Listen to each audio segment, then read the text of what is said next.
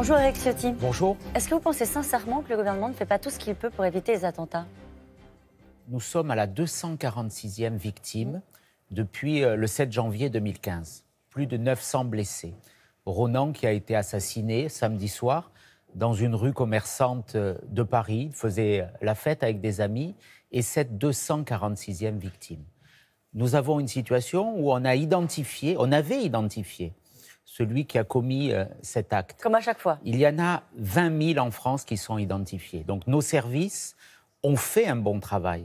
Les services de police, bien sûr, et je veux leur rendre hommage, qui sont intervenus courageusement. Les services de renseignement qui avaient détecté la dangerosité du terroriste, de celui qui allait passer à l'acte. Mais on a une faille énorme. Une faille énorme et moi, je mets en cause personne. Je dis simplement, oui, on doit travailler à ce maillon manquant entre le fait qu'on connaît aujourd'hui 20 000 personnes qui présentent une dangerosité, 4 000 extraordinairement dangereuses qui sont suivies par la DGSI. Et on ne les a pas empêchées dans la plupart des cas de passer à l'acte. C'est là où nous voulons faire des propositions. Maintenant, entrons dans le détail, si vous le voulez bien. Absolument. Vous parlez de ce cas précis de samedi soir. Il était fiché S, fiché au FSPRT, pour les personnes radicalisées. En effet, il l'était parce qu'il avait été en contact avec un couple dont une des femmes allait en Syrie. Sur un cas comme celui-ci, vous dites, on le place en détention provisoire. Alors, comment est-ce qu'on réduit ce maillon et comment est-ce qu'on supprime ce maillon manquant? Moi, je n'aurais jamais la prétention de dire avec nous, tout attentat serait évité. Le risque zéro n'existera pas. La France est engagée face à une menace durable. Ce que nous disons, prenons des mesures de précaution. Il y a un principe de précaution. Sur ce cas précis, Éric Ciotti, on ne pouvait rien faire. C'est pas dit. D'abord, s'il y avait plus de moyens de surveillance, plus de moyens pour suivre ces personnes dangereuses, il y en a 20 000. Ça veut dire qu'il faut des moyens humains, il faut des moyens techniques. On est resté sur des budgets, même s'ils ont légèrement augmenté. On en a mis des budgets. Sinon, ils ont augmenté, mais très légèrement. 30% d'effectifs dans les renseignements. La menace, elle a augmenté de 400% depuis une dizaine d'années. Donc, les effectifs ou les moyens n'ont pas suivi. Donc, il y a d'abord une question de moyens. Ensuite, on peut traiter dans ces 20 000, il y a 3 cas. Il y a, dans les 20 000 dangereux, il y a 3 000 étrangers. Nous disons, il faut les expulser. Quand on vient en France, quand on demande un titre de séjour, un statut de réfugié, et qu'on représente une menace pour la France, on n'a aucune raison de rester en France. Arrêtons d'être naïfs. Il y aurait déjà 3 000 personnes de moins à protéger. Ceux qui viennent des théâtres de guerre, on en a accueilli en France. 300 sont revenus de Syrie. Nous disons interdiction du retour. Pour les autres, les plus dangereux, ceux qui risquent de passer à l'acte, ceux qui sont identifiés, les 4 000 notamment, parmi ceux-là, je demande une mesure, et nous l'avons défendue à plusieurs reprises à l'Assemblée nationale, de placement en détention préventive, de rétention administrative. Ça se fait parfois, Éric Ciotti. Ça se fait parfois avec certains d'entre eux. Il y a désormais un délit d'association de malfaiteurs en vue d'une entreprise terroriste qui permet d'interpeller un individu avant même, de façon préventive, avant même qu'il passe à l'acte. Là, on est dans un cadre judiciaire qui existe, qui a toujours existé, qui peut être utilisé, mais il faut qu'il y ait une mesure dans la main du ministre de l'Intérieur, des préfets, qui permettent d'intervenir très rapidement. Nous avions, dans l'état d'urgence, et ça a été une erreur d'en sortir, une assignation à résidence, elle était limitée à 12 heures. Pourquoi, à partir de quand, par exemple 12 heures? À partir de quand on interviendrait, Éric Ciotti? À partir de quand? À partir de la consultation d'un site djihadiste, sans doute pas, puisque ça a été retoqué par le Conseil constitutionnel. À partir de quand? Justement, là, vous pointez un point important. Il faut savoir aujourd'hui que la consultation d'un site djihadiste que nous avions voulu pénaliser à l'Assemblée nationale, c'était une de nos propositions, a été censurée par le Conseil constitutionnel.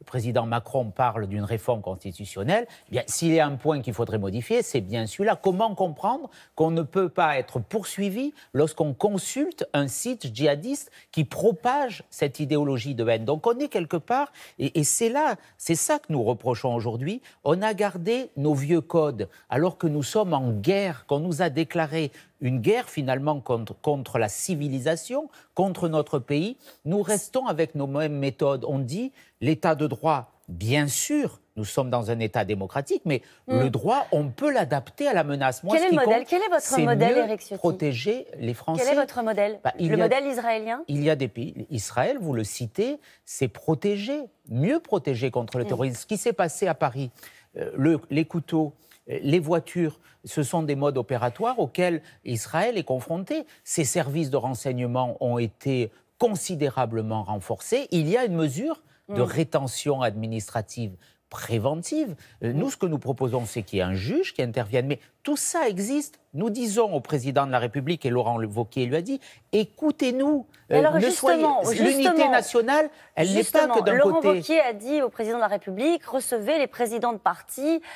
En gros, parlons-nous pour, peut-être, je ne sais pas, avez-vous l'intention de lui apporter quelques idées pour régler Bien sûr. Donner des solutions pour le problème du terrorisme? Et quelle est la réponse? Pour l'instant, il n'y a pas de réponse. Nous disons, bien sûr, on veut l'unité nationale. Bien sûr, il ne faut pas de polémique face à nos ennemis. Mais parallèlement... Vous les entretenez parfois, Éric Ciotti, les polémiques. Arrêtons d'être naïfs. L'unité nationale, ce n'est pas l'anesthésie nationale. Le précédent gouvernement a mis beaucoup de temps à nous entendre, les socialistes. Vous savez, par exemple, sur le périple meurtrier, qui permet aux policiers d'agir en légitime défense. Ça a été le cas samedi soir. C'est une proposition que nous avions portée sur la légitime défense des policiers. Donc, il y a des propositions de la droite, des Républicains, qui doivent être entendues. Visiblement, il considère qu'il n'en a pas besoin. Sur les étrangers, sur ceux qui sont fichés, qu'on connaît, il faut arrêter.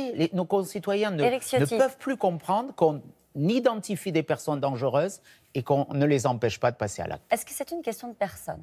Marine Le Pen se demande à quoi sert le ministre de l'Intérieur qui balbutie, dit-elle, à chaque attentat, des commentaires d'une vacuité affligeante.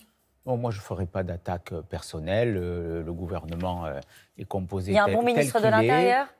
Je n'ai pas apporté de jugement. Moi, je regarde les actes. Je regarde les actes. Les actes, aujourd'hui, malheureusement, ils sont inquiétants parce que la menace sera durable. Et je le dis, les mesures qui ont été prises ont contribué un peu à nous désarmer. Sortir de l'état d'urgence fut une erreur tragique. Ça aurait changé quoi samedi soir? On n'en sait rien. Vous savez, avant l'état d'urgence, avant l'arrêt de l'état d'urgence, pendant 2 ans, il y a eu, je vous donne ces chiffres, 4600 perquisitions administratives du 13 novembre 2015, le Bataclan, jusqu'au 1er novembre 2017, là où M. Macron a voulu arrêter l'état d'urgence. Aujourd'hui, depuis, il y a eu, en 6 mois, 12 perquisitions administratives. Ça veut dire qu'on avait un peu le sentiment que le danger s'était éloigné, qu'il fallait quelque part changer de cadre. Ça vous a étonné que le président de la République n'ait pas pris la parole? Il faut réarmer l'État. Ça vous a étonné que le président de la République n'ait pas pris la parole après cet attentat? La question, ce n'est pas la parole, ce sont les actes. À un moment donné, la parole, dans un moment où le pays est attaqué, c'est un sujet, la parole en politique, vous le savez bien. Bien sûr, mais c'est à lui de voir, c'est son problème. Nous, ce que nous attendons, ce sont des actes. Et qu'il écoute tout le monde, qu'il arrête d'être enfermé dans sa hauteur suffisante, où il méprise tout le monde, l'opposition. Oui, l'unité nationale, mais l'unité nationale, elle exige que toutes les parties de la nation soient entendues. Merci beaucoup, Éric Ciotti, c'est à vous, Laurent. Merci Caroline, passez une bonne journée tous les deux.